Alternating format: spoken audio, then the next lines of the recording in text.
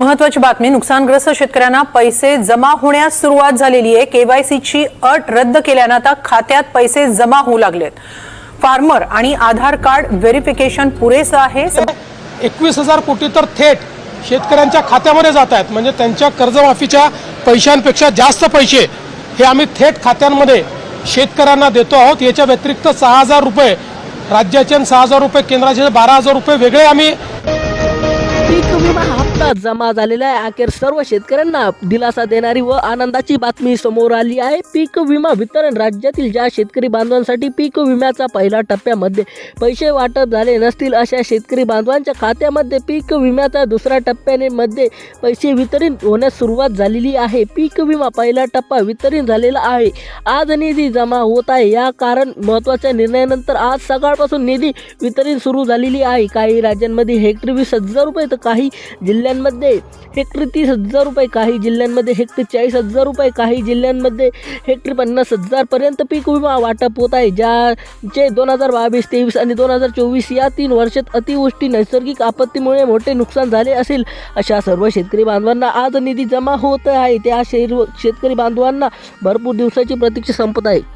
महाराष्ट्र राज्यातील 36 जिल्ह्यांपैकी 12 जिल्ह्यांमध्ये पहिला टप्पा वितरित झाला असून लवकरच तिसरा टप्पा वाटप होणार आहे। या टप्प्यामध्ये पीक विम्याचे पैसे सर्व शेतकऱ्यांच्या खात्यात हेक्टरीप्रमाणे वाटप होत आहे। पीक विम्याचा वाटप पाहणाऱ्या सर्व शेतकरी बांधवांना प्रतीक्षा पत्त अखेर अर्थाने शेतकऱ्यांच्या खात्यात पैसे बांधवांना वाटप व्हायला सुरुवात झालेली आहे। तुमच्या जिल्ह्यात प्रमुख जिल्ह्यापैकी असेल तर तुमच्या खात्यात पीक विम्याचे पैसे वाटप होतील। ज्याचे 3 वर्षात 2022, 23, 24 आणि अतिवृष्टी, नैसर्गिक आपत्तीमुळे मोठे नुकसान झाले असेल त्यांना पंचनामे केले असल्याने तुम्हाला हेक्टरी 100% पीक विम्याचे पैसे आज निधी जमा होत आहे। हा पीक विमा 2022, 2023 आणि 2024 या 3 वर्षात एकत्रितपणे वाटप होत आहे। 2022, 2023 मध्ये भरपूर शेतकरी बांधवांचे पैसे मिळाले नव्हते, तसेच 2024 मध्ये झालेले नुकसानीचे पैसेही बाकी होते। त्या अनुसार या पीक विम्याचा पहिला टप्पा अगोदर वितरित झालेला आहे आणि आज निधी जमा होत आहे। आपल्या राज्य कृषी मंत्री दत्ता मामा भरणे यांनी माध्यमातून या पीक विम्याचे पैसे थेट पात्र शेतकऱ्यांच्या खात्यामध्ये वितरित करण्याचे आदेश देण्यात आले आहे आणि आज निधी जमा होत आहे। भरपूर शेतकरी बांधवांना सोयाबीन, कापूस, तूर, मूग, हळद, ज्वारी, बाजरी अशा 50 पिकाच्या नुकसानीसाठी जास्तीत जास्त पीक विमा वाटप होत आहे। या 50 जिल्ह्यांपैकी कोणतं पीक विम्याचे नुकसान झाले असेल तर तुम्हाला पीक विम्याचे पैसे वाटप होत आहे। या ठिकाणी तालुका निहाय पीक विमा रक्कम जाहीर झाली असून 75% पीक विमा यादी वर्ष 2022, 24, 2023 अशा जिल्ह्यांची यादी जाहीर झाली आहे। 2022 मध्ये पीक विमा झोपलेली होती तर 2025चा पीक विमा सुद्धा तात्काळ वाटप करण्याचा आदेश देण्यात आला आहे। 2025चा पीक विमा कधीपासून वाटप होईल असे तुमच्या अर्ज पात्र ठरलेला आहे का याची माहिती देणार आहोत। सर्वात अगोदर 2022, 2023 आणि 2024 या 3 वर्षाचा पीक विमा आज निधी जमा होत आहे। राज्य सरकारने दिलेल्या माहितीनुसार सरसकट सर्व शेतकऱ्यांच्या खात्यात पीक विम्याचे पैसे वाटप होणार नाही।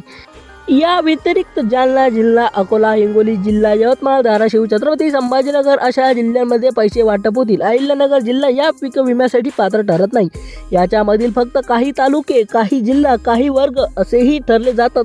तर तुम्हाला ते माहीत नसेल तर मी तुम्हाला या व्हिडिओच्या माध्यमातून सांगणार आहोत। आता हे पाहिलं आपल्याला राज्य कृषी मामा दत्ता भरणे यांच्या माध्यमातून या पीक विम्याचे पैसे थेट शेतकऱ्याच्या पात्र शेतकऱ्यांच्या खात्यामध्ये वितरित केले जात आहे याचा आदेश देण्यात आलेला आहे आणि पीक विमा आज निधी जमा होत आहे। भरपूर शेतकरी बांधवांना सोयाबीन, कापूस, तूर, मूग, हळद, ज्वारी अशा 50 पिकाच्या नुकसानीसाठी जास्तीत जास्त पीक विमा वाटप होत आहे।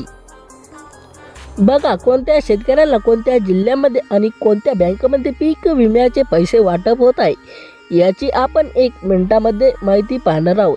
आणि जर तुम्ही माझ्या चॅनलला नवीन आले असाल तर सबस्क्राईब करायला विसरू नका, कारण की मी दररोज न्यू अपडेट देत असतो। जर तुम्ही नियमाचे पालन केले नसेल तर या ठिकाणी सर्वांना पैसे येतील, फक्त तुम्ही या पीक विम्यापासून वंचित राहू शकता। त्यामुळे जर तुम्हाला पीक विमा वाटप आले असेल किंवा आपण पीक विम्यापासून वंचित राहू नये तर शेतकरी बांधवांनो महत्त्वाची कामे केली आहेत का हे तपासणेसुद्धा गरजेचे आहे। बँकेची यादी खालीलप्रमाणे आहे, ती मी वाचून सांगणार आहे। Bank of India, bank of Maharashtra, corner bank, ICICI bank, bank Kotak Mahindra bank, IDFC bank, IDFC bank, bank HDFC bank, तसेच पेमेंट बँक यासोबत सहकारी खाजगी पतसंस्था आणि सोसायटी अशा सर्व श्रेणीच्या बँक आहे. बँकमध्ये पैसे वाटप होतील.